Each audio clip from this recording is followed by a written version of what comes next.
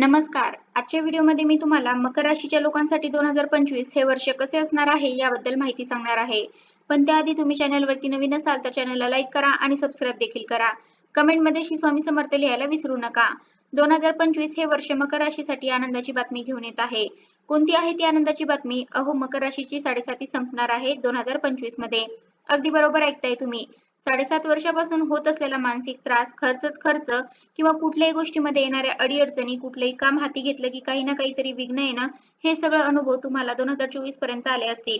तर आता काळजी करण्याचं काहीच कारण नाही. कारण की मार्च महिन्यात 2025च्या मार्च महिन्यामध्ये शनी महाराज राशी परिवर्तन करणार आहेत आणि त्यानंतर मकर राशीची 7.5 संपणार आहे. म्हणजेच काय, दुःख भरे दिन बीते रे भैया, अब सुखो आयो रे, असं आपण म्हणू शकतो. आणखीन काय काय चांगल्या गोष्टी घडणार आहेत बरं मकर राशीच्या बाबतीत, चला जाणून घेऊया. सगळ्यात आधी बघूया करिअरच्या दृष्टीने. मकर राशीसाठी 2025 हे कसं ठरणार आहे? करिअरच्या बाबतीत बोलायचं झालं तर अनेक चांगल्या गोष्टी घडू शकतात. सकारात्मक परिणाम घडू शकतात. खास करून जेव्हा शनी महाराज मार्चमध्ये राशी परिवर्तन करतील, तर मार्च नंतरचा काळ जो आहे तो तुम्हाला नोकरी संबंधित बदलांसाठी अनुकूल असण्याची शक्यता आहे. तुम्ही नोकरी बदलण्याचा विचार करत असाल तर त्यासाठी सुद्धा तो काळ उत्तम परिणाम देणारा ठरेल. काही चांगल्या संधी हातात येऊ शकतात किंवा आपण असेही म्हणू शकतो की त्या काळात घेतलेले निर्णय हे भविष्यासाठी लाभदायक ठरू शकतात. मकर राशीच्या अनेक लोकांना आतापर्यंत नोकरीमध्ये खूप त्रास झाल्याचा अनुभव आलेला आहे. पण जेव्हा मार्चमध्ये 7.5 संपेल, त्यानंतर मात्र अनेक चांगल्या आणि सकारात्मक घटना घडताना सुद्धा दिसतील आणि तुमच्या मनामध्ये समाधान निर्माण होईल. आता जे लोक व्यवसाय करतायत त्यांच्यासाठी सुद्धा चांगले परिणाम मिळू शकतात. गेल्या वर्षीच्या तुलनेत यावर्षी निश्चितच सकारात्मक परिणाम त्यांना व्यवसायातही दिसून येतील. काही किरकोळ व्यत्यय येऊ शकतात, काही छोट्या-मोठ्या अडचणी येऊ शकतात, परंतु मार्च नंतर मात्र त्या अडचणी सुद्धा दूर होताना दिसतील. आता एकंदरीतच आर्थिक स्थिती कशी असणार आहे मकर राशीच्या लोकांची, तर ती 2024 पेक्षा निश्चितच सुधारलेली आणि चांगली बघायला मिळेल.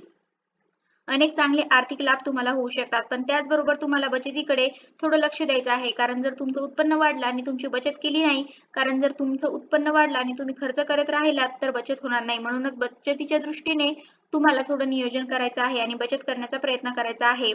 आता तुमच्या आर्थिक स्थितीत सुधारणा होईल म्हटलं म्हणजे अगदी वर्षाच्या सुरुवातीपासूनच तुम्हाला त्याचा परिणाम दिसेल असं नाही.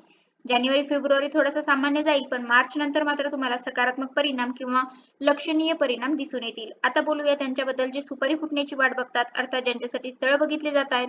वर्षाचे सुरुवातीचे 6 महिने उत्तम योग आहे. त्यामुळे तुम्ही जोर लावून प्रयत्न करा. वर्षाच्या पहिल्या 6 महिन्यामध्ये तुमच्या मनासारखं घडण्याची शक्यता आहे. त्याचबरोबर ज्यांच्या वैवाहिक जीवनात काही समस्या आहेत त्या सुद्धा 2025 मध्ये सुटू शकतात. वैवाहिक जीवनामध्ये सकारात्मकता, त्याचबरोबर वैवाहिक जीवनामध्ये एकंदरीतच आनंदी वातावरण निर्माण होऊ शकतं. एकंदरीतच कौटुंबिक बाबतीत सांगायचं झालं तर 2025 या नवीन वर्षामध्ये तुमच्या कुटुंबात सुसंवाद वाढेल. काही बाबतीमध्ये मे नंतर थोडासा गैरसमज किंवा किरकोळ कारणामुळे थोडीशी भांडण किंवा वादविवाद अशा गोष्टी अनुभवायला येतील. पण या गुंतागुंतीच्या समस्या तुम्हाला संयमाने सोडवाव्या लागतील आणि तुम्ही ते सोडवण्यात नक्कीच यशस्वी व्हाल.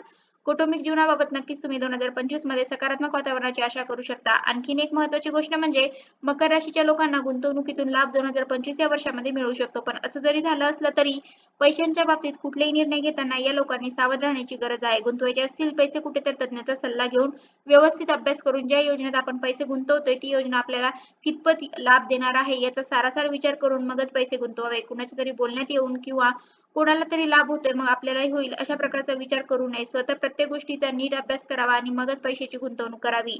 त्याचबरोबर मकर राशीसाठी आणखीन एक महत्त्वाची गोष्ट म्हणजे कुणावरही डोळे झाकून विश्वास ठेवू नका. अगदी जवळचे मित्र असले तरी सुद्धा. नातेवाईक, मित्र या सगळ्यांशी व्यवहार करताना डोळे उघडे ठेवा, कान उघडे ठेवा आणि सगळ्यात महत्त्वाचं सारासार विचार करूनच निर्णय घ्या. आता वळूया मकर राशीच्या असणाऱ्या ज्योतिषी उपायांकडे. कुटुंबातलं वातावरण सकारात्मक ठेवायचं असेल तर तुम्ही कुटुंबामध्ये तुमच्या कुटुंबाजवळ एखादा सेंटर टेबल असेल तिथे बांबूचं रोप ठेवू शकता. बांबू हे एक इंडोर प्लांट आहे आणि ते तुम्ही तुमच्या घरामध्ये लावू शकता. त्यामुळे निश्चितच तर तुम्हाला घरातलं वातावरण सकारात्मक झालेलं पाहायला मिळेल. त्याचबरोबर जर तुम्हाला तुमच्या घरातलं वातावरण प्रसन्न राहावं असं वाटत असेल, तर तुमच्या जोडीदाराला थोडा वेळ द्या. जोडीदारासोबत दिवसातला 15-20 मिनिट तरी बाहेर सूर्यप्रकाशामध्ये फिरायला जात जा. मनमोकळेपणाने जोडीदाराशी बोला. जोडीदाराच्या मनात काय चालले तेही जाणून घेण्याचा प्रयत्न करा. यामुळे वैवाहिक जीवनामध्ये निश्चितच सुधारणा होईल. हे काही छोटे-मोठे ज्योतिषशास्त्रीय उपाय तुम्ही करून बघू शकता. तसं तर तुमची 7.5 मार्च 2025 मध्ये संपणार आहे. त्यानंतर तुम्हाला निश्चितच तुमच्या मानसिक स्थितीमध्ये सुधारणा झालेली दिसून येईल. खर्चावर सुद्धा नियंत्रण येईल. त्याचबरोबर अनेक समस्या आपोआप सुटतील हे तर खरंच आहे. पण तरी सुद्धा तुमची जी काही साधना, जी काही उपासना चालू आहे ती नक्की चालू ठेवा. कुठल्याही परिस्थितीमध्ये साधना उपासना माणसाला बळ देत असते. तर अशा प्रकारे आजच्या व्हिडिओमध्ये मी तुम्हाला मकर राशीच्या लोकांसाठी 2025 हे वर्ष कसे असणार आहे याबद्दल माहिती सांगण्याचा प्रयत्न केला आहे. कसा वाटला तुम्हाला माझा आजचा व्हिडिओ कमेंट करून नक्की सांगा. धन्यवाद.